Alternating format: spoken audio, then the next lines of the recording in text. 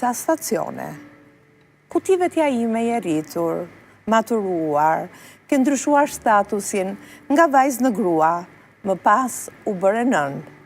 Dhe ky ka qenë momenti më kulmor, kur djali imi vetëm të bëri ty vetja ime, të ndjesh lumturinë më të madhe që mund të përjetoj qenia njerëzore, që është privilegji më i madh që Zoti i ka dhuruar nënës. Në çdo stacion dhe cikël të jetës, ti vetja ime në momente vështirësisë dhe sfidash i ke thënë vetes, se ti je më e fortë se dhimbja, se dyshimet, se çdo gjë që kanë tentuar të të thyejnë. Je një mal i papërkullur përballë stuhive që të ka dhuruar jeta. Por ti vetja ime, je si pema që gjen forcë të lulëzoj me dimrit.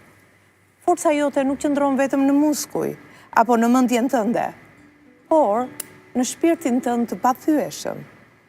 Ti, vetja ime, je munduar që gjërat mos i lësh për t'i bërë më vonë. Askush dëshiron të pish kafen, se ajo ftohet.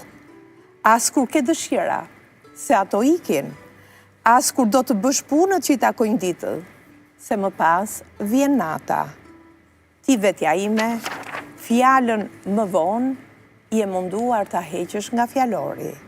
Se jeta kalon dhe nëse gjërat nuk i bën në kohë, nuk quhesh i realizuar.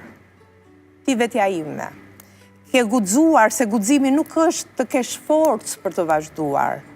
Është të vazhdosh kur nuk ke më forcë dhe ti vetja ime ke guxuar fort që t'jesh e realizuar në 60 vitet e tua. Ti vetja ime, e mban mend mirë fjalën që të ka thënë gjyshja kur ishi e vogël. Kur dikush ta fyen njerëzillëkun pia ime, prishi kreturat, digji tëra në jetë, mos qëndro kur as gruaja, as nëna, as biaja, as kujt, po s'je së pari a i njeri. Ti vetja ime, jo për herë ke qenë e suksesshme. Ka pasur momente që ke gabuar, por te ti gabimi ka shënuar rënjë, sepse nëpërmjet saj ti je rritur. Ke mësuar dhe ke kuptuar rëndësinë dhe vlerën e fjalës dhe të jetës, duke fituar eksperiencën më të madhe, atë që të fal gabimin. Për të ruajtur ty vetja ime, unë kam përsëritur për herë këtë filozofi të jetës. Unë nuk jam një pemë, por kam rënjë, të cilat nuk mund të thyen. Unë nuk jam një diell, por e ruaj dritën edhe në momentet e mia më të errta. Unë nuk jam një zog,